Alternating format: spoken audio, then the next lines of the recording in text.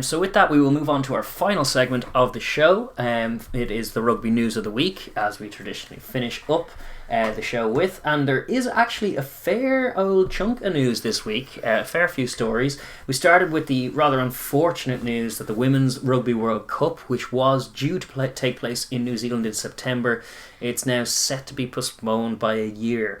The tournament chiefs announced that, quote, World Rugby has made the difficult decision to recommend the postponement of the Rugby World Cup 2021, scheduled to be hosted in New Zealand between the 18th of September and 16th October, until next year.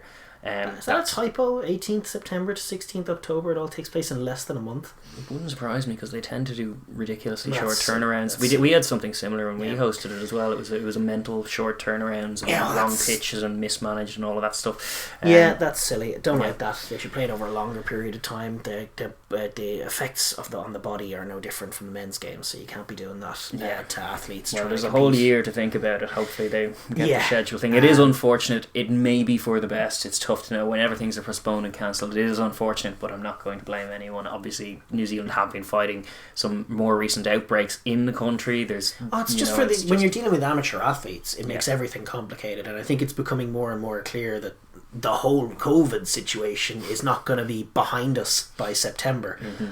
So it needs to be understood. It's a nice early announcement for this. It gives the athletes who are, I know it's a tough time, if you're looking at guys, women sacrificing a lot this year and making plans vis-a-vis their work and taking time off and having all of that planned, and this is a pain of an announcement when you're dealing with a lot of amateur athletes, but it's nice to get it done as early as possible. True. And getting out ahead of it. Rather than waiting till July and hoping for the best. It makes sense. Play it next year. It's no harm. Probably not going to have much to compete with next year. Just as it is this year. Like this year, I'll be competing with the Olympics as well. I know it's not on at the same time, but just in terms of macro things, people. It also gives them a bit more time to maybe because not everyone's qualified for that tournament yet. The qualifiers all still have to happen. That's something that can probably be arranged within reasonable kind of controlled environments, even with the amateur athletes. In the meantime, and it means it can all get settled before you go into it next year. So that's, makes sense. So listen, it's a shame, but we'll be happy to watch that tournament whenever it does come by. And it's the nature of the world we're living in, unfortunately. Stuff gets postponed and cancelled, and you just got to deal with it. Rather than playing the blame game, you just got to deal with it. Indeed. The second story that we want to look at is this big TV deal from France. The Eleanor and Canal Plus have confirmed a massive new TV rights deal for the top couture worth 113.6 million euros, which is that takes them from the 2023 season through to 2027, that World Cup cycle. Right. That'll all be taken by Canal Plus. Just need someone to pick up Canal Plus and broadcast it over here. I think they're charging an awful lot for broadcast rights, I think, is their issue. So people just don't want to pay it. They're pricing themselves out of the market. But that's a 17% increase in the TV rights deal, and I tell you what I attribute that to, in the midst of global pandemic, is the success of the French national side. That's my thinking. I think, and it goes to our point that a successful national side means more to the top coutures than any one of these little minor things where you're like, oh, I'm going to keep this player for a World Cup or intimidate this player from playing into a World Cup. Is actually like a great international game with a great French team should be everything on the minds of the Eleanor, and I actually think they're slowly starting to get that. Twigging it, like the March 26th game that they were more than happy to make happen. It's like, oh yeah, well, it's France and it could be for a Grand Slam, and we understand, because here we are with a much juicier, lucrative deals being secured because the national team's side looking looks good, great, and they're hosting the World Cup in a few weeks. So exactly. It's starting to dawn on them, which is no bad thing. No. It's a little late to the game. We always knew that was the case, but it's nice to see them. If we can arrive at a global picture where the clubs and the national organisations are working in a much nicer, harmonious way, with the clubs having due deference to the fact that international international rugby is the draw Yeah. for rugby. Like, that is the fact, you know. There's Undisputed. no merit to keeping whatever it is, keeping Nadolo in Montpellier to play top Couture's games when he could be doing his stock no harm, playing a few pool games for Fiji, then coming back to Montpellier with some more eyeballs on him. Yeah, like, exactly. all of that makes more sense. Exactly. You know? You got to let the stars play in the biggest games, and it helps everybody in the sport when you do that. And Indeed. I think France embracing the class rugby and getting better, and the Eleanor facilitating that has benefited them. Yes. I think that's an example without necessarily. I'm sure they could attribute it to something else, but I think it's an example, especially amidst a pandemic, of how eyeballs in France are increasing on the game, which is a direct result of the quality of the national team. The national team just makes that happen. With that, we will move on to another story. We had the World Cup winning Springboks. Obviously, they will signal their return from international rugby exile by taking on the USA in a home warm-up match for the 3 tests, getting themselves ready for the British and Irish Lions. That's good news. It puts to bed the thought that we had that will the first competitive game of rugby South Africa play since the World Cup final be against the Lions? No, it'll be yes. Well, competitive. You can't use the word competitive to describe a game against the Eagles. No, I know, but I mean in terms of any international game. I think it's a great game for the Eagles to get. It is. I think I'm delighted for them.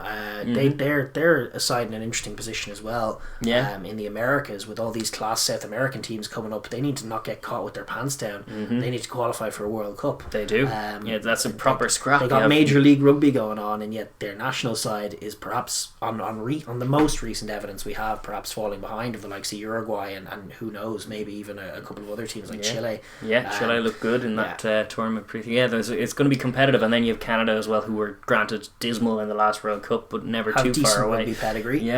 So the USA getting this fixture is great, and as much as it's probably going to be a blowout, it's no harm them getting a good test out against the Springboks. So I think it's a good hit out for both sides. Definitely good news. It means that there will be a game of rugby that we'll see the Springboks in, regardless of whether the tour goes ahead or not. That is just generally good news, and it's obviously necessary for Rassie Erasmus and for all of these guys to knock a few cobwebs off and maybe get a bit of continuity going before you take on the British and Irish Lions. That makes all the sense. 100%. The next story that we're going to look at is to do with just Charles Piutau. He's apparently in line to play for Tonga this year in the Sevens. Wow. According to a report from RNZ, Piutau's always dreamed of playing for Tonga, apparently. But obviously, as a capped All Black, can't do it in the 15s game. But he could end up through a loophole in the eligibility rules differing from World Rugby and the Olympics, and the Olympics ones taking precedence in this instance. He could line out for Tonga. That would be great. He's going to try and play for them, I think, in a crucial World Olympic qualifier. There you go. If they make it, he's go going to to line out and play for Tonga. And I love Charles Piutau, and I'm delighted for it. It does call up the broader question of whether he should be allowed to play for Tonga in the 15s. But even in this limited capacity, if he can go out and play in that Sevens team, he would be an instant difference maker. He's all class. And, dynamic, fast. There's a fun narrative. There's a fun narrative you could craft where he brings Tonga to the Olympics and then goes and gets a medal with them. Well, the Olympic champions are Fiji, South Sea Islanders as well. It's not beyond the realms of possibility that Tonga, Fiji and Tonga are night and day in the Sevens game. I know that, and in the 15s as well. Fiji winning it was not a whole surprise. It would be a huge surprise if Tonga did it. But little additions like this do their chances no harm. So that is a bit of positive news. It does throw in that eligibility thing. Like with a lot of players qualifying in residency rule now, it seems silly that guys who are actually once you're capped for one team, you can't be capped for another team. That is the current status quo. It's a famous example of we were the beneficiaries because he had a long and storied career at Leinster, but it's like the fact that he one cap, one tour did for him, and that was his whole contribution to international rugby. And now you see James Lowe with more caps than Isa Nasiwa now, and you're like, well, it's a bit weird. It is. I understand the argument for it. It's so big teams can't poach players from small teams, which makes a world of sense. Like you get a class Fijian player, and then you can't have the All Blacks knocking on his door after a great World Cup show and go, "You want to be an All Black?" Yeah, no, I get that. Get out of here! Indeed. Stop doing that. But I mean, for a guy like Piutau, who played for the All Blacks and just wants to play for Tonga more than anything, I just think it's sad that we don't get to see him do that, because he's not playing Test rugby. He is, as Tongan as he is a Kiwi. Yeah. So why not, let him play for Tonga? What's the downside? I don't know. I don't see one. I don't see, certainly in that instance, a case by case one like that. Yeah, maybe. Piutau would be so good for Tonga. Yeah, the All Blacks can't. He'd be everything they need. Like some kind of lateral kind of thinking with it, where you can have. Yeah, no, the All Blacks or Australia can't just raid and plunder, and Japan to throw that in, and plunder all the resources of the South Sea Islands and just steal people away, even just to give them a cap. A really cynical cap with no intention of them being part of the setup going forward, which has happened to many a career. Scrubbing that out in the rules and going like they can repatriate to the islands to their tier 2 sides if they want to, but no, not conversely. If they've had a couple of Fiji caps, they can't be an All Black. Not the other, and why? Because screw you, that's why. I know what you're up to. Something needs to slant in favour of the islands. It can't just all tip away from yes it can. Yeah, indeed. Well, anyway, it's good to see that he might get to represent Tonga one way or another in the sevens, which I think could just be a great personal milestone for one of the great club footy players in Europe over the last number of years. Very much so. Yeah. The next bit of news that we have actually concerns Manu Tuilagi, and this is just a tidbit I threw in there because it's a fun story. He's recovering from his Achilles injury, an injury to his Achilles, and Alex Sanderson, who is in charge of Sale now, is talking about him, and he was saying that he's actually taken up salsa dancing as part of his recovery. And this is I just threw this in as a tidbit because it seems like just a tidbit, but I just remember Brian O'Driscoll and Shane Horgan for Ireland way back in the day taking up ballet and taking up a few different types of dance, and then how they looked on the pitch after that happened in terms of just minding their feet and being really aware of where they were. It makes a huge difference. It's a massive little, for a big man like Tuilagi, I think salsa dancing could be the making of him. Yeah, in if a he bizarre gets a way. little hip swivel going, he could be sending guys the wrong way, getting offloads. He doesn't have to just physicalise people all the time. He can dance. That's would be great. cool if he ends up a class dancer. That is gonna show on the field. 100% it will. Those skills are compatible. They do overlap. Sure, footwork when you're evading tackles can look an awful lot like that. You tell me D-Mac doesn't dance up a touchline. He definitely does. 100%. So I think Tuilagi taking up dancing, while it's very late in the career, if he ends up taking to it, it could be an absolute string to his bow and offense. 100%. Again, you talk about a guy who's already tough to mark. It could be huge. Sure. Great value on the pitch, and then probably great value in the dressing room after a big win. Yeah, totally. Breaking it down, breaking out the salsa. Tuilagi's supposed to be back in May, so there's time for him. There's time for him, and I think he has enough pedigree to just be in the Lions tour. Yeah, well, he's genuinely. The other centres aren't good enough. Nobody has good enough centres. Ireland, Wales, Scotland, not to justify not picking Tuilagi. No, it would be silly even without any rugby at all. Sure, the South Africans will be coming in a bit cold as well. And you want your big game players in there, and Tuilagi's definitely one of them. 100%. I suppose we'll move on from that as well. What was another one? We're talking about our own pastures. Oh yes, sorry. Ireland and Leinster captain Johnny Sexton has signed a 1-year contract extension with the IRFU. This new deal for the 35-year-old out half. He has already got 97 caps, and it'll run to the end of the 21-22 season, which is just good news. We were musing last week. He was throwing a bit of smoke, mentioning the R word, retirement, and all that. Seems a bit of pettifoggery, possibly a bit of contract negotiation tactics and all that. But the net result is that he is signed on for another year. It doesn't run to the next World Cup. Probably right and proper that doesn't. A year extension makes a lot of sense. It's very much a case of let's get a lay of the land and decide in a year whether we need him for the World Cup or not, because it's hard to tell at the moment. It is. A week ago you might have been thinking, gee, especially like after the Wales game, you might have been thinking, gee whiz, like he's not the same man. He doesn't look himself. But what a difference a week makes. He comes out and plays against Italy, who are granted are, as traffic coney as Test rugby gets. Indeed. But he kicked 7 from 7 kicks, played 80 minutes, and was the linchpin of an offense that worked. like no other 10 has been for 10 years, apart from maybe Carberry once or twice. Like Sexton still very much the best 10 in the country, and looked every inch of it last week, and now that he signed the contract, I'm happy about it. Me too. I think I would have been ashamed to see him. I think his nous is important, and I think he's going to need to chaperone some of these guys. Carberry made his return for Munster at the weekend. Hopefully he keeps his fitness long enough to put a bit of form together, and then he gets himself back in the reckoning. But between Carberry and then the young Ross Byrne, Harry Byrne, even Jack Carty out wide thing, you have young Ben Healy. You have a lot of guys who are... You mentioned Billy Burns. I did mention Billy Burns. Oh, did you? Okay, sorry. No, I didn't. Billy Burns, who did line up at 12 with Sexton, which was also encouraging, as we said. But just all these guys are kind of young. They're not elite level 10s at the moment. None of them are. They just aren't. They're club level 10s at best, all of them, and you'll need a guy like Johnny Sexton to kind of guide them through it, and then maybe the answer is to play two of them rather than put a lot of responsibility on one of them. Keep Sexton in the 23 in some capacity, maybe as a bailout option. It could be any one of those things, or he could get injured and it could be a year too soon for him. But from a personal capacity, I'm delighted to see it now that it's signed, and I would love the opportunity as a Leinster season ticket holder and fan to see him again.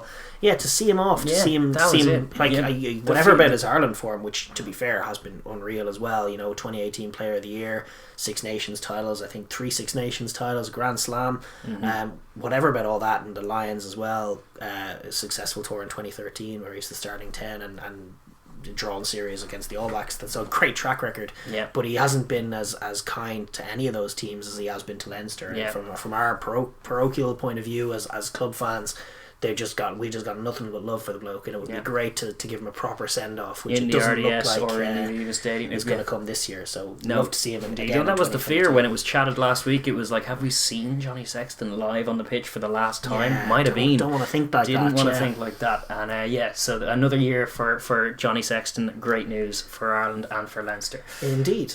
The next bit of personnel news is that Aaron Smith has announced that he's signed a new contract with New Zealand Rugby. Similar vibes, but just a hemisphere away.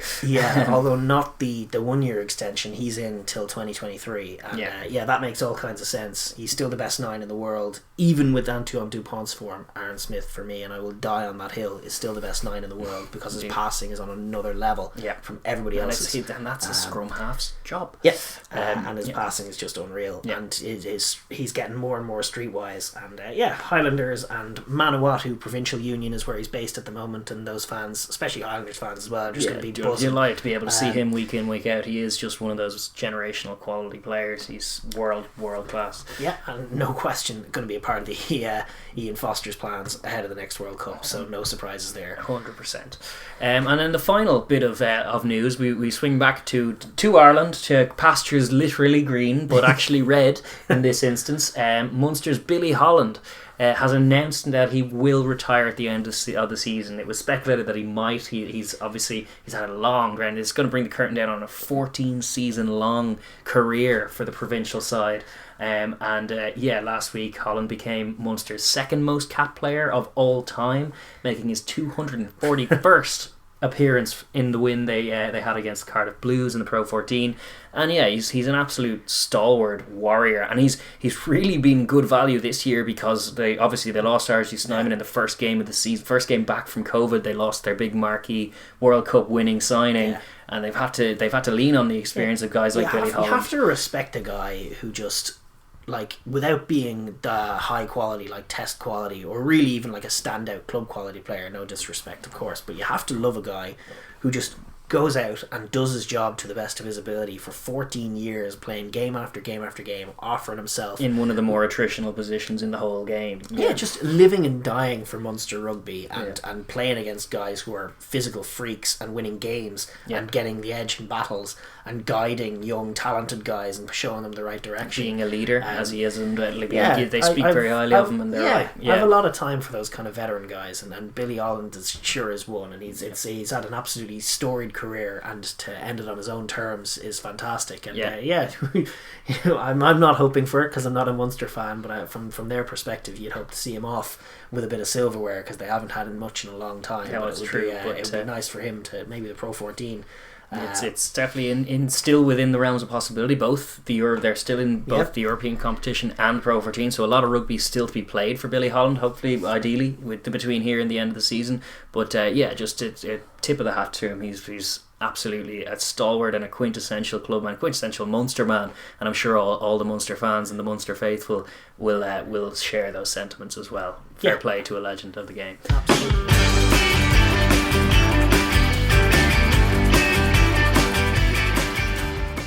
Thanks for watching the Overlap Rugby podcast. If you enjoyed that video, please be sure to like and subscribe. And hey, if you have an opinion of your own, if you disagree with what we're saying, leave a comment down below. We might just get back to you.